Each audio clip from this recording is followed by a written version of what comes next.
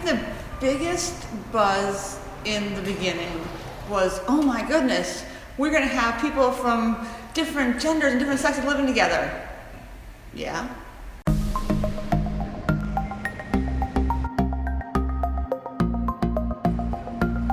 This was a pretty major change to say that kids from every gender identification could be living in the same dorm. We have students who don't identify as either girls or boys. For many of these students, especially for our trans students, they did not feel comfortable in the dorms they were in. Because we have a gendered residential program, it was really important that we then offer an all-gender residential option. If we house based on girls and boys and that binary, well, that leaves people out in the cold. If they were trying to pass as a different gender, every time they were asked where they lived, they were outed. And that was really challenging for many of our students. As someone that's transgender, like I was miserable in a single-sex dorm. And so having this opportunity for kids that like don't fit in like a traditional single-sex dorm is like super important. This is actually an equity issue in making sure that every student is guaranteed a residential experience where they feel safe, where they feel comfortable. That home away from home, that safe space is critical for a student to thrive where they're in school. Once you understand the gender spectrum and the way in which we've traditionally housed without really questioning it, and the way that we really should be supporting all students, it became clear that there was an issue. It didn't even click in my mind that these are like The all-gender dorm offers something different because it is the one dorm where everybody in the dorm has opted in. It's an all-gender dorm, so it's really for kids who are trans, it's for kids who are cis, it's for kids who are straight, it's for kids who are not, it's for everybody. They've had to interview, they had to apply, they were accepted into it, and these kids are deeply invested in making it work. Will House has such an amazing culture. Will House is like smaller, it's like everyone wants to be in the community, and we're all like working together to make it a good community. It's been a very informing time here, and it's been great. It's been great. It's just like Night House in terms of the family vibe. We all have like some degree of like, I guess like responsibility to each other to like be educated. I just wanted to know more about this particular dorm and how it was gonna function. The number one question I get is like, how is it? Sometimes the concerns about it were around not understanding fully what the proposal and the curriculum were about, and then their fear, people's fear about what that means for teenage kids of different genders to live in the same space. Housing based on gender or sex, which you could argue that's really how we housed for a very long time, it also perpetuates this idea that boys and girls, either gay or straight, transgender, cisgender, that they somehow can't live together. People seem to think that it's like impossible to coexist in like a co-ed space, which is obviously false. When you think about what those assumptions are based on, it sort of falls apart because I'm not sure you could argue that it's based on anything other than they'll have sex if they live together, right? Because otherwise, I'm not sure what it's about. Is it about lack of privacy somehow, which presumes that two girls somehow don't need privacy with each other, right? Or it presumes that everyone's heterosexual, which they're not. Just because any two students are living together, it doesn't mean that they are going to embark in a sexual relationship. I will understand why it's such an issue. There's stalls for everything. And I mean, Even like, I've never. sinks. There's lie. not It's stalls a lie. for sinks. There's not. But it's also like, it's not like I'm going to the bathroom and I'm thinking like, oh no, there are girls in here. Get up. 5 minutes. Why would you turn on the fluorescents? No one ever does that. I know exactly. We took it to the academy lawyer, and because the concern was, is it going to be more risk for the academy? And she reviewed it and said no.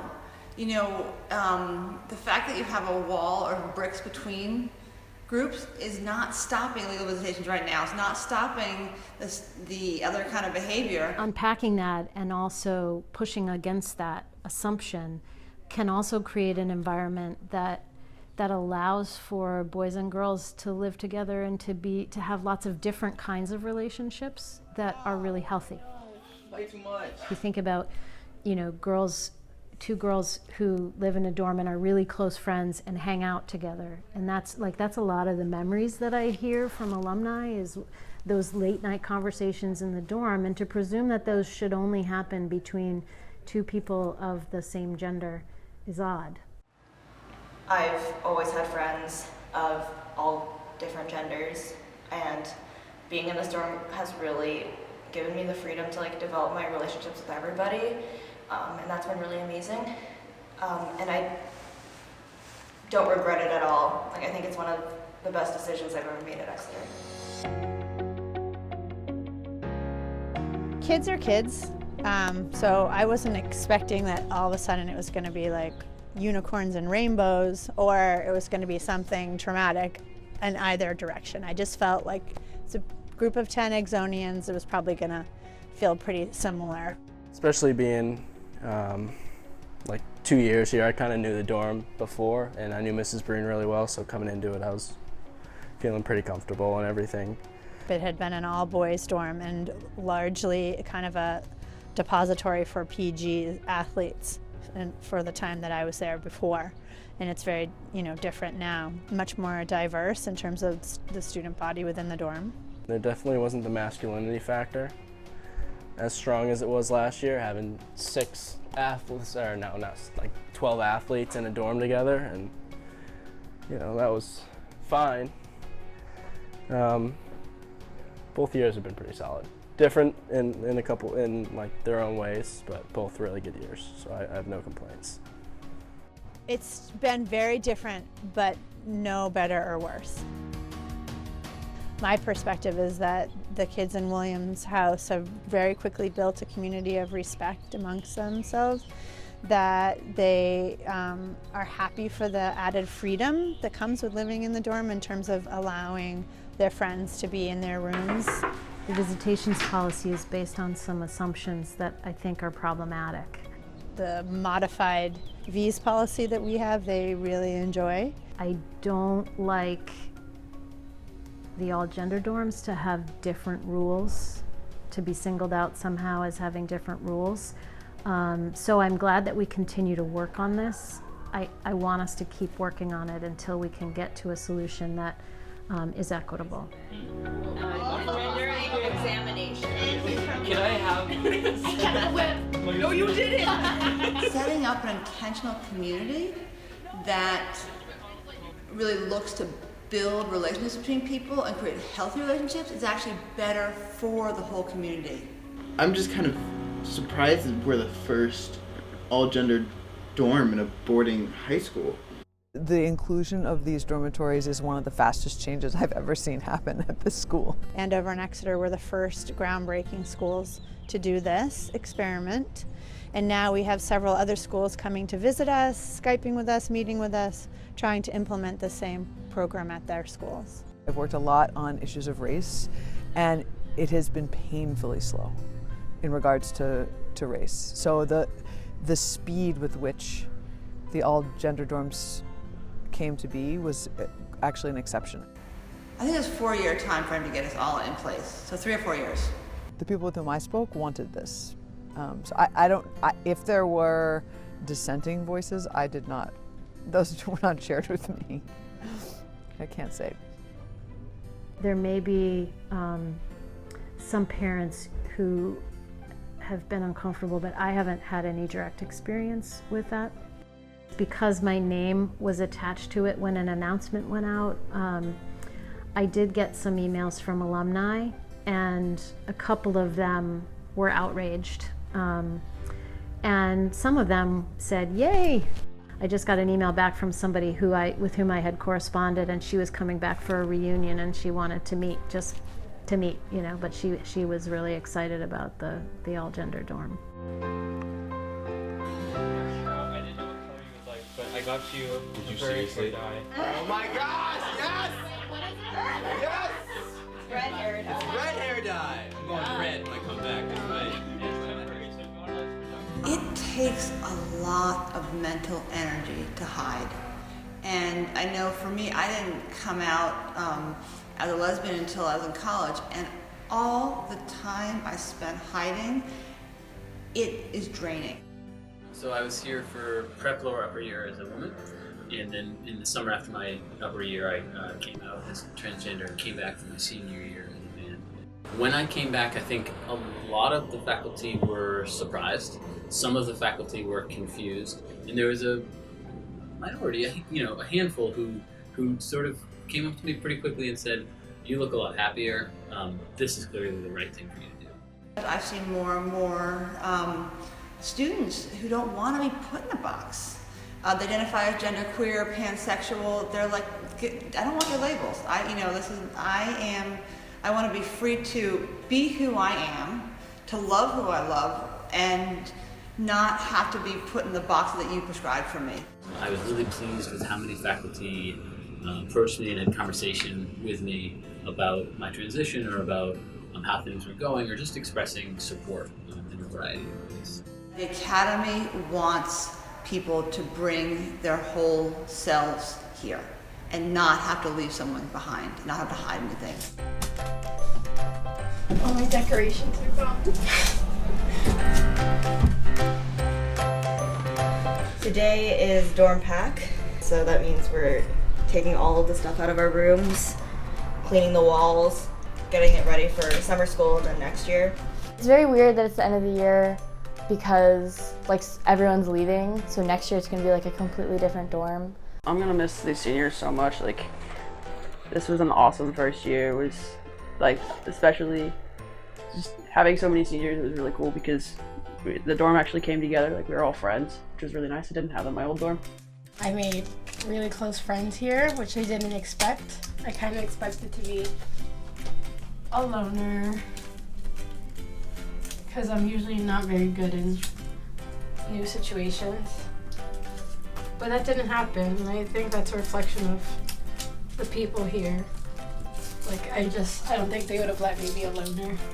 It's just such a weird, amazing group of people that I don't think we could ever replicate. When we're together for events or anything, it's all pretty relaxed and easygoing. So I think that makes a pretty good atmosphere. If we're sitting down and having a conversation together as a dorm, people bring in experiences from a wide variety of perspectives. It's very interesting. I'm from Texas, so these type of conversations do not happen in Texas for the most part. So I thought it'd be good for me to come here and try to learn as much as I can about it.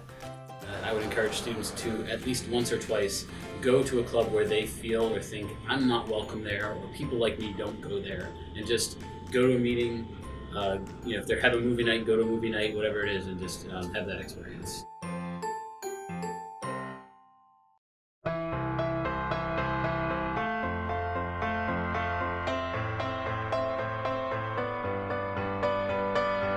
I hope that by having these houses, our Muslim students feel more comfortable, our Jewish students feel more comfortable, our Christian students feel more comfortable, our Baha'i students, our students of color, because really I think what this does, it says we value diversity and we want to support it. It's kind of exciting for me to think that this could be a pioneer to maybe making a lot more and a lot bigger dorms, all gender, and seeing how that changes the dynamic in the dorm and maybe the dynamic on campus. I'd like it to grow, not because I want to eradicate dorms that are gendered, but I just would like to have lots of options for students to explore what's best for them, what's most comfortable for them. I hope in 50 years from now that we're not going to be having to think about gender every day. That it's just going to be, people are going to be accepted for who they are, no matter what they are, who they are, and that our spaces at that point will be completely integrated. That is really the goal, is for our dorms to be havens for students, and that really should be the goal of every dorm on this campus. A place where they can be their most authentic self, where they can feel supported in difficult times, where they can celebrate each other's successes. I'm a big advocate in this idea that I made up myself, that some of the houses should be project houses. So if you are really interested in film and you and 9 of your friends want to move into William's house for a term and make a film together, that would be the residential model, is around a project. And then you move out, and then another group comes in that wants to see if they can live sustainably for a term, and they move out, and the other group comes in and says, we're only going to speak Spanish in this house, and then they move out. So the idea is to build some bigger dorms on this campus, and I'd love to see the houses be transformed into these sort of project-based, affinity-based, rotating residential models. I don't know if anybody will go for it, but that's my big idea.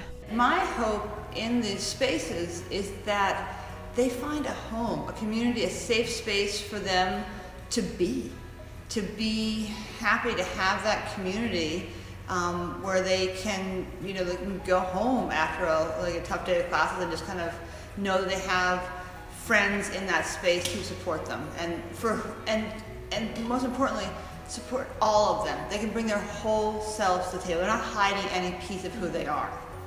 Kids can be trusted to be in all-gender spaces, and a lot of kids need to be in all-gender spaces. I'm living my best life here. I honestly haven't had a single negative thing to say about Will House since I moved in. There's so many different people that just really make it an amazing place to live.